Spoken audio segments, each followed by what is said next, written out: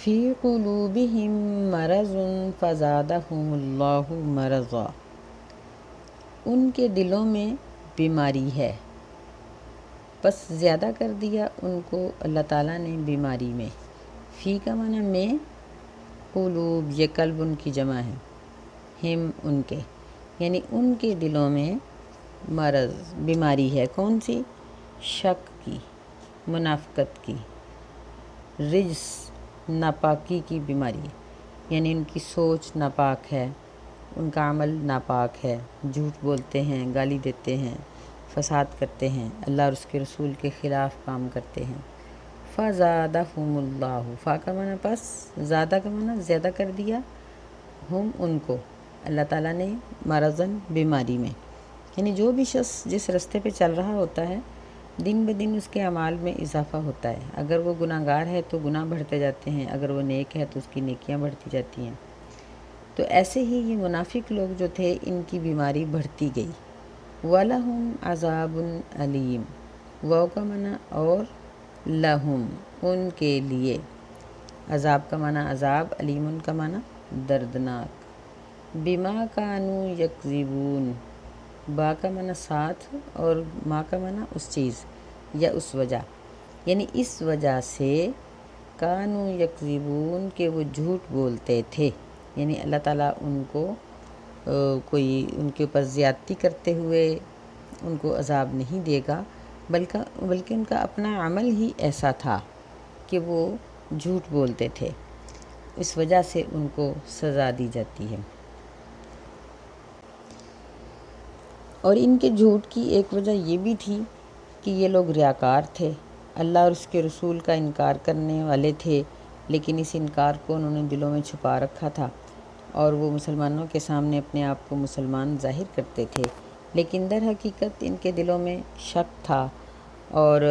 یہ اللہ تعالیٰ کے منکر تھے۔ نبی علیہ الصلاۃ والسلام کو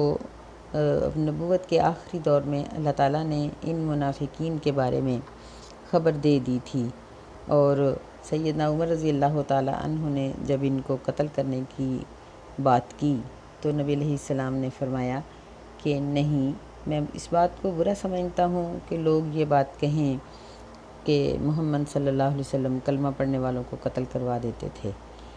یعنی اس کا مطلب یہ ہے کہ اللہ تعالیٰ کی طرف سے ان لوگوں کے قتل کا حکم نہیں ملا، لیکن جن کے بارے میں اللہ تعالیٰ نے نبی علیہ السلام کو بتا دیا تھا کہ یہ منافق ہیں، وہ تھے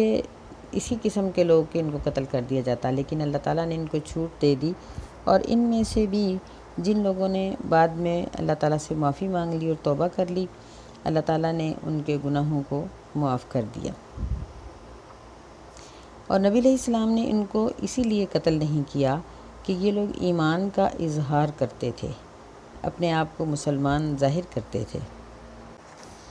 نبی علیہ الصلاۃ والسلام کی حدیث ہے، آپ نے فرمایا کہ مجھے حکم دیا گیا ہے کہ میں لوگوں سے لڑوں، جنگ کروں، حتیٰ یقولوا لا الہ الا اللہ،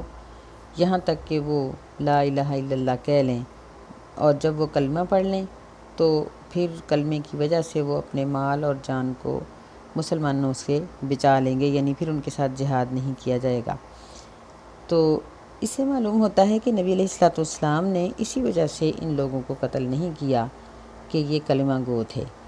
اور باقی رہا ان لوگوں کا مسئلہ جو عملی طور پر منافق ہوتے ہیں، تو چونکہ ہمارے پاس اب وحی کا علم نہیں ہے،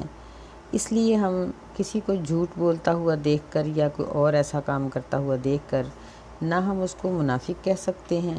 اور نہ ہی ہمیں اس بات کی اجازت ہے کہ ہم اس کے قتل کا فتویٰ جاری کریں، کیونکہ ہمارے پاس وحی نہیں آتی، اور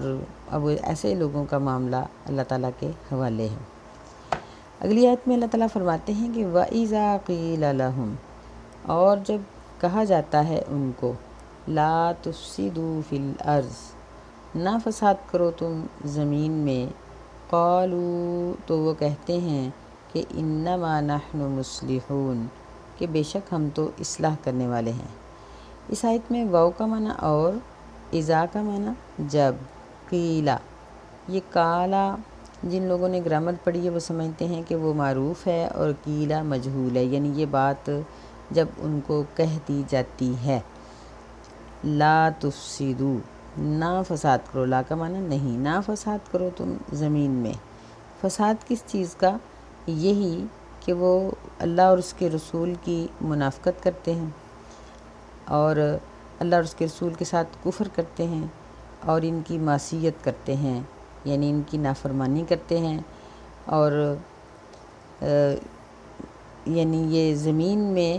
اسلام کو نافذ کرنے کی بجائے غیر اسلامی چیزوں کو نافذ کرتے ہیں۔ تو اسلام کے علاوہ باقی جتنے بھی مذاہب ہیں یا جتنے بھی قوانین ہیں، یہ سارے فساد کا سبب ہیں۔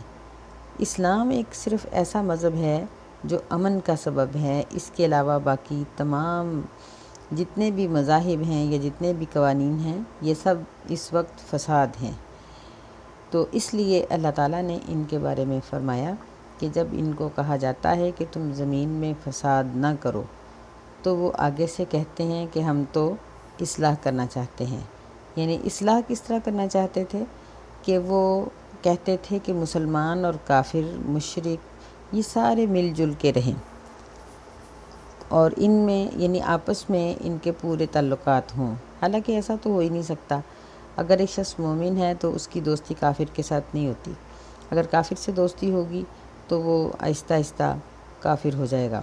اس لیے اللہ تعالیٰ نے ایسا کرنے سے منع کیا ہے، لیکن یہ لوگ باز نہیں آتے تھے اور مسلمانوں کو فساد والا کہتے تھے اور خود اپنے آپ کو اصلاح پسند ثابت کرتے تھے۔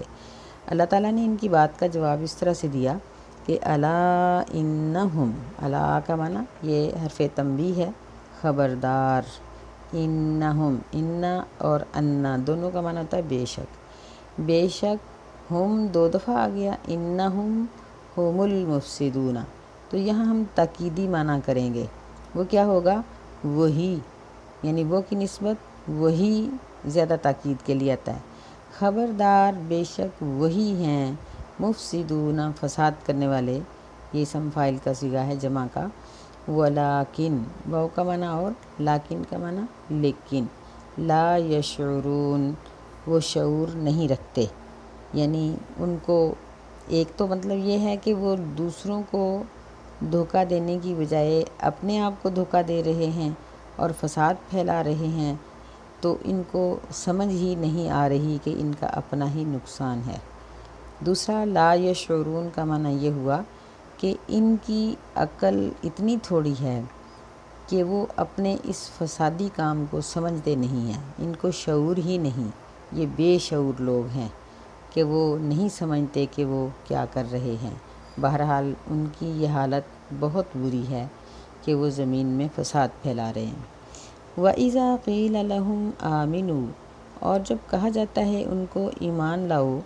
كَمَا آمَنَ النَّاسُ، جس طرح ایمان لائے ہیں لوگ۔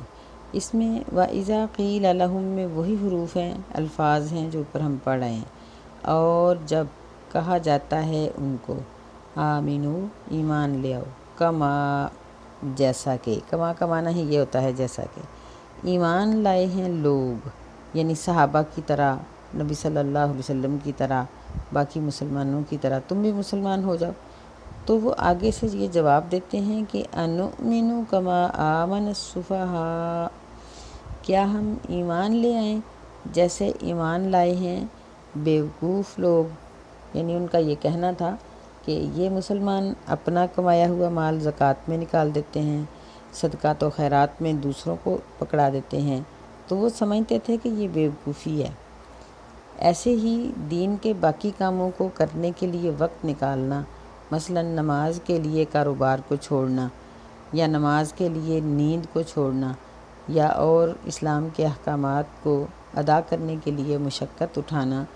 یہ سمجھتے تھے کہ یہ سب بیوقوفوں کا کام ہے، کہ یہ دنیا کی لذت کو چھوڑ کر پتہ نہیں کن چیزوں میں پڑے ہوئے ہیں۔ اللہ تعالیٰ نے ان کا بھی یہاں وہی جواب دیا جو پیچھے ان کی دوسری حرکت پر جواب دیا گیا تھا۔ فرمایا الا انہم، خبردار، بے شک، ہم السفہاء، وہی ہیں بیوقوف، ولکن لا یعلمون، اور لیکن وہ نہیں جانتے۔ یعنی یہ عام مسلمانوں کی طرح اللہ پر، اس کے فرشتوں پر، کتابوں پر، اس کی رسولوں پر،